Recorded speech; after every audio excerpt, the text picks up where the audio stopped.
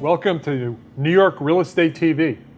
On this show, the best and brightest real estate professionals share their thoughts about new developments in both commercial and residential real estate in New York.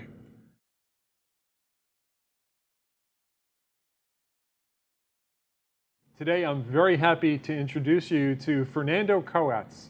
Fernando is a New York attorney who not only works in the New York market in real estate, but he also represents offshore investors coming into the U.S. So Fernando, welcome to the show. Thank you. I'd like to start with a question for you. There is so much activity now in the market in New York, and I want to get into that a little bit, but you work in the South America market. That's correct. What is happening now in terms of investors in South America investing in U.S. properties? Well, investors in South America are looking to New York, the United States, but New York specifically as a safe haven for their assets. And because of the volatile situation in Latin America, in South America, they want to have part of their patrimony, is the word they use, outside the state, outside their countries, and invested in New York real estate, either commercial or residential. Okay. So Venezuela, with all that we're reading about that, are they able to get their money out of Venezuela and investing in U.S. real estate? The Venezuelans who have invested in real estate in New York already took their money out a long time ago, mostly in private wealth management. Okay, and so what kinds of numbers were they bringing in? What kind of property were they investing in at that time? At that time, they were investing mostly with residential real estate, pied-à-terres, having something in New York which they could come to visit, stay for a short time, or so forth. The other Latin American investors have been more likely to invest in commercial projects aside from residential. Okay, so you have your finger on the pulse of some of the changes going on in terms of rules, regulations, law. Tell us a little bit about what are some of the developments both in the residential and in the commercial sectors. Well, with respect to regulations, one that affects offshore investors, including my clients, recently has been the IRS requirement that any foreigner who purchases, or anyone who purchases real estate worth over $3 million in New York has to reveal their identity. In other words, in the past, they would set up an LLC owned by an offshore, and they would have privacy with respect to who they were in terms of ownership. Now, the title insurance company has to divulge that information on any cash deal involving $3 million or more. Okay, so $3 million and more, that sounds like anything that you buy that's a storage space. Well, not exactly, but it would involve, for example, a pied-à-terre, or if they put their money into a joint investment project with a number of other investors. Okay, so they can do it in a partnership form. Of course, or the preferred method is an LLC. Okay. And with an LLC, that's a New York LLC, or can it be other states as well? I recommend a New York LLC because the LLC has to be authorized to do business in New York, so they would have to what's called publish in any case. It's a requirement that New York State imposes on all LLCs operate. So they might as well do it, even though, for example, Delaware wouldn't require it. A Delaware LLC would have to do it in New York in any case. What do you think is going to happen in this market, in the New York market? Let's say if we forecast it out by the end of Q2 of this year. Residential or commercial? Well, let's start with residential. Residential, the luxury residential market is soft now because of the sales or the units that came on with Hudson Yards in the around the West 34th Street. There's been an overbuilding of condos and along 57th Street. But with respect to the other properties that are residential, if you will, the market is okay, but it's not going up any longer. And in fact, there are deals to be had out there. Okay. So when you say there are deals to be had out there, describe some of those for us. Well, some deals could be, for example, where someone would say, if you want to buy this property, I can reduce it if you do it in cash as opposed to a mortgage. On the commercial side? Commercial side is very, it depends what you're looking at. For example, with retail or leasing, it's not doing very well. Anecdotally, if you walk down certain avenues or streets in Manhattan or the outer boroughs, you'll see a lot of stores that are closed in retail and so forth. With respect to projects and construction, there's a lot of activity going on, especially outside of Manhattan, in Brooklyn, Queens, and lately in the Bronx. Is that retail? No, they're all kind of projects. It could be schools, banks, especially multi-unit, multi-tenant, mixed-use buildings. Okay. Then I understand that there's a condo that was like 128 or 126 million dollar condo for a 12,000 square foot condo. Tell me about that. I think you're referring to the one by the owner of the Chicago hedge fund who Yes. bought it on 57th Street, I believe 57th Street. Right. Well, he sees a market there which is exclusive. These kind of buildings only have very few tenants or owners, and they're owners who are obviously multimillionaires, if not billionaires. And it makes sense if they want to have a presence in New York. So those kinds of prices, is that what we're going to forecast for going forward in New York? No, I wouldn't forecast that. That's in a very narrow segment of the market. I see, okay. What else would you like to add before we close? I'd just like to add that in terms of the commercial real estate, there is always something going on. New York is an active, bustling city. Even with the loss of Amazon, there is still a lot of activity going on. So Fernando, you're going to be a continuing correspondent on this show. Thank you. And because of that, we'd like to know, how can people really reach out to you? I can be reached at my email address and at my website. Fernando is one of our correspondents. He'll be a continuing correspondent in future episodes of New York Real Estate TV. And now we're going to go on to our next correspondent.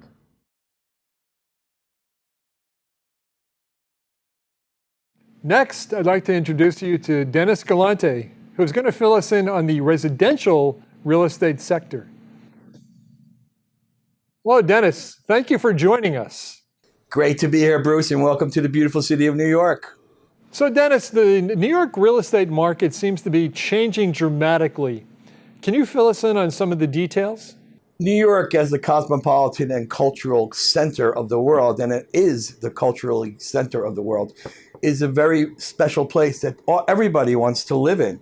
So we have people from all over the country, in addition to all over the world, that want to make this their home for them and their children. We have a great education system, a premier banking system, and of course the real estate values keep up with inflation. So obviously it's a win-win situation.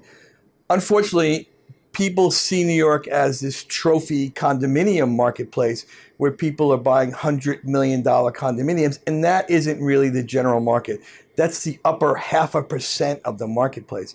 The general marketplace consists of regular 2- and 3-bedroom condominiums or co-ops, and even residential homes in the outer boroughs that people are moving to raise their families and have a happy life in our beautiful city.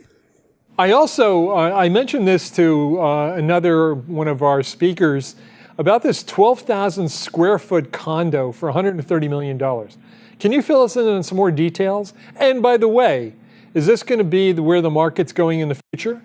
Bruce, in order to realistically look at that question, you have to understand that these are trophy properties. It's like buying a Lamborghini or a Maserati and just parking it on the street.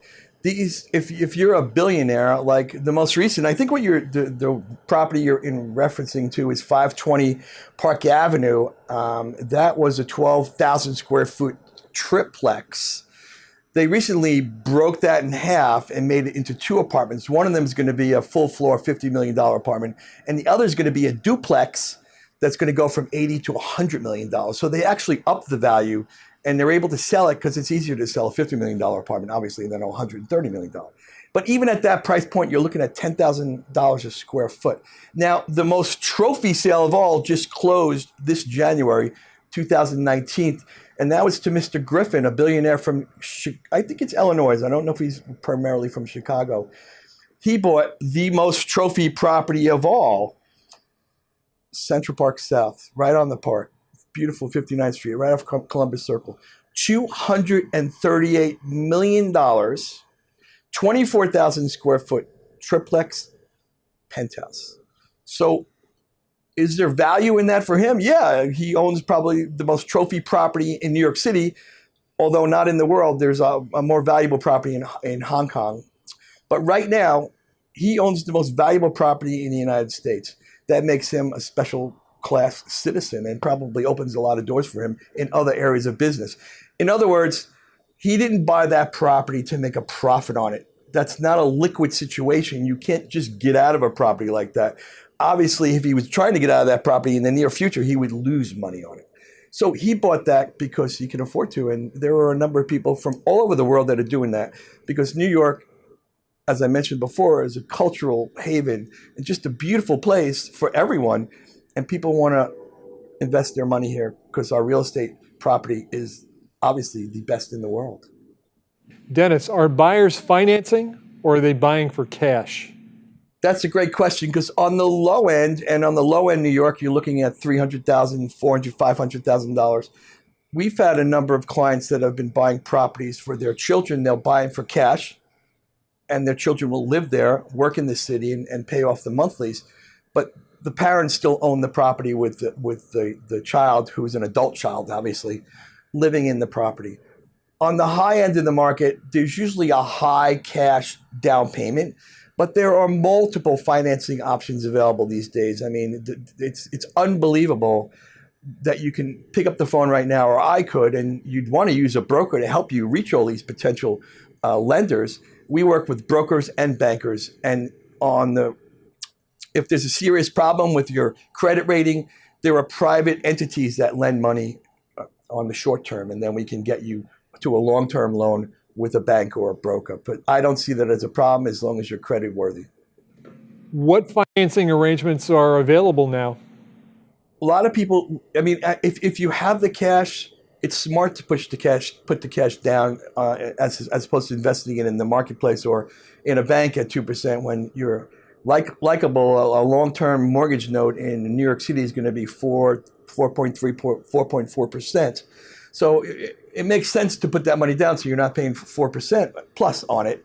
But there are multiple avenues depending on your credit score, the previous property that you may have owned, which pays a big part on your mortgage application, because the bank or mortgage banker or broker will know what your pay scale is and what you're able to come up with every month on an annual basis going forward. So that's important that when someone does lend you the funds, a bank or a broker, they need to know that you're going to be able to pay them back, of course. So before we close, what else would you like to share with us? I love this town. I was born and raised here. I went to high school here. So this is my town.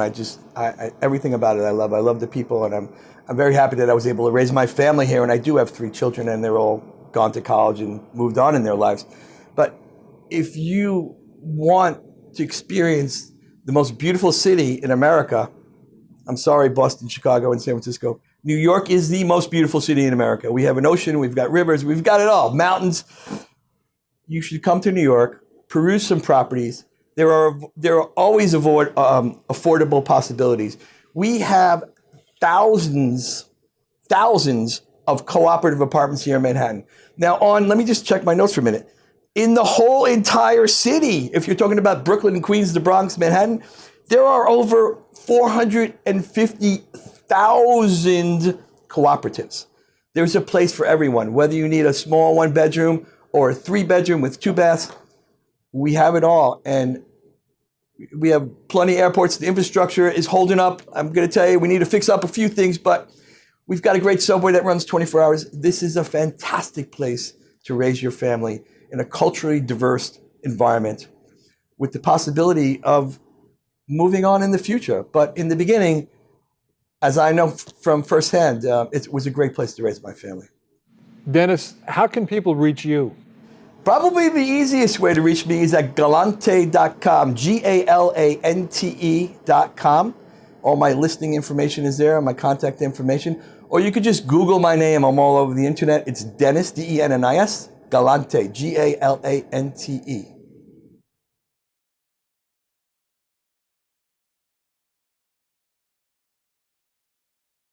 Our next guest is Diane Schottenstein. Diane is a commercial real estate attorney in New York, and she's joined us here as a correspondent on New York Real Estate TV, and I'm pleased to have her. Hello, Diane. How are you? Hello, from New York. So let me start by asking you, first of all, I've been walking down the streets of New York, Mad and some of the others, and you see a lot of for rent signs in the retail space.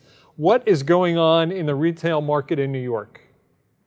That's a very interesting question, and I'm going to answer that by starting out by citing the Real Estate Board of New York did a 2018 report on the status of retail in Manhattan.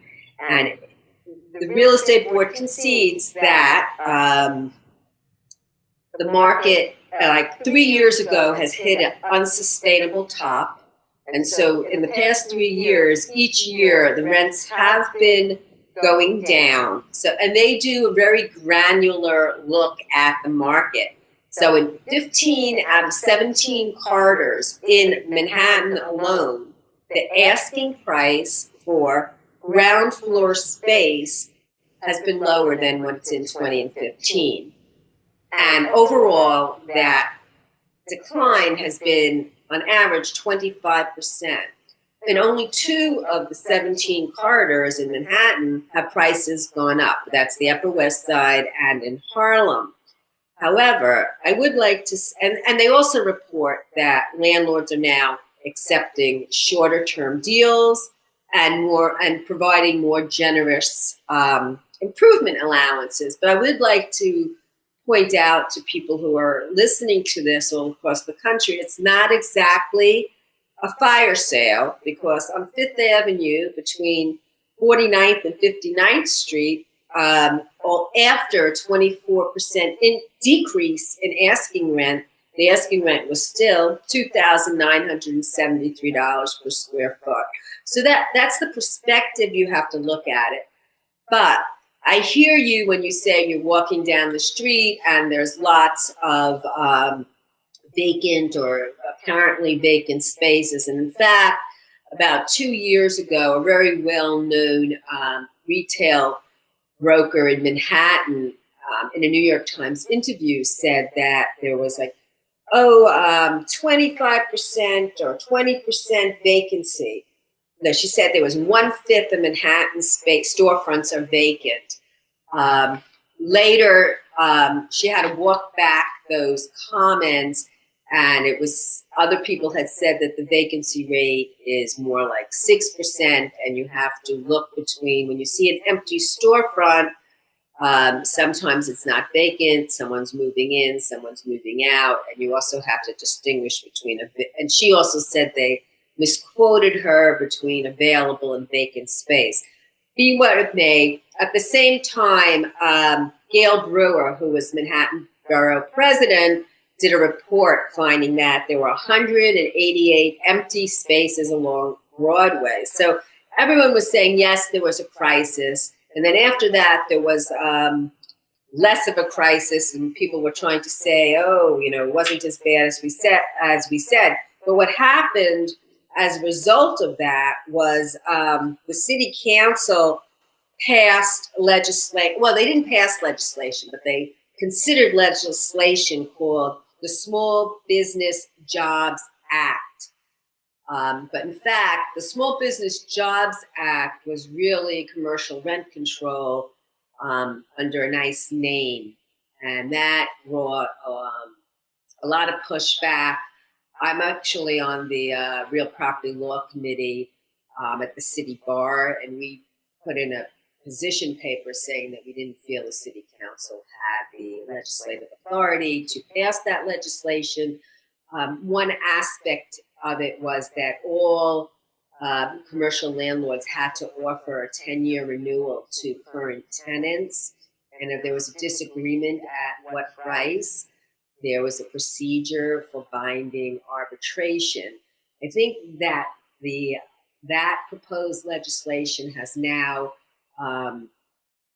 is not in the works, but they are still discussing, how can they force landlords to not keep places vacant? Can they penalize them if it's kept vacant? So there are discussions, and I think there's also focus groups of landlords and tenants that knowledgeable people are attending to discuss, what can be done to improve the situation. For instance, a lot of mom and pops are saying, oh, the landlords are just holding the space off the market just to gouge everybody. But a lot of landlords are saying they cannot get anyone, at any price to rent the spaces. So I think the crisis might be, there is a problem. I think there's a problem with retail across the whole country, as everyone famously calls it the Amazon effect, and it's affecting malls which are repositioning themselves across America. I think New York is seeing some of those issues in retail, but I think that it's turning a corner. I think things are stabilizing a little bit, and people are trying to think of, what ways that can be done. So I think that it's not so much a crisis, but things are correcting. And if you are looking to rent, the fact that asking rents are down is a good thing. And in fact, most recently, I heard that more deals are being completed. I heard there was a 10% increase in deal velocity this past year. So, I mean, that's what the status, I think, of retail office space is in New York at this time. Okay, so let's move on to the office space. What is that looking like?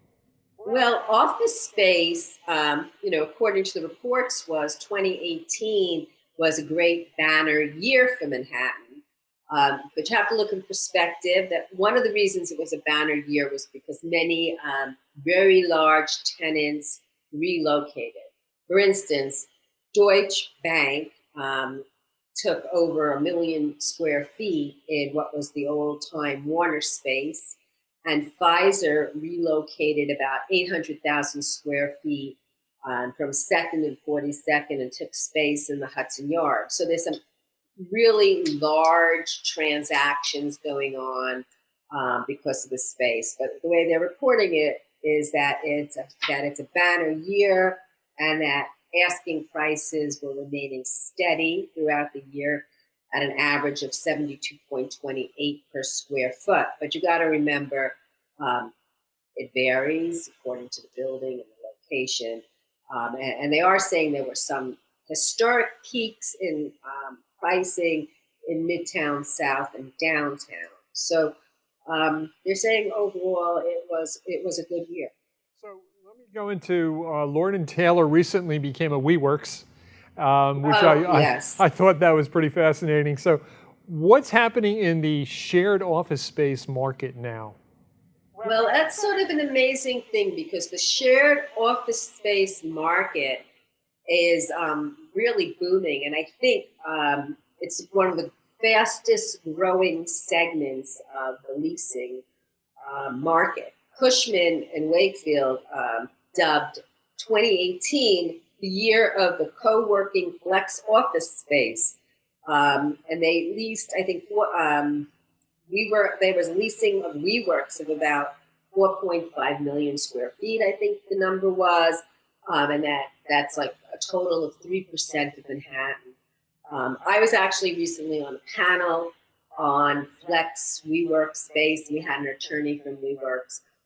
So that is really a mushrooming business. WeWorks, is really making inroads. Certain landlords who previously did not want to rent to flexible spaces because they prefer, an individual relationship with their tenant, have been opening up their buildings to flex space. So Diane, I want to bring you back in the future for more trends and learn more about what's going on in the commercial real estate market. And how can people reach you? I think the best way would be for them to email me, or they can join me at LinkedIn. Thank you very much for being on, and we'll talk with you soon. Thank you. Okay. Well, that's New York Real Estate TV. Thank you for joining us, and we hope you will join us for our next episode.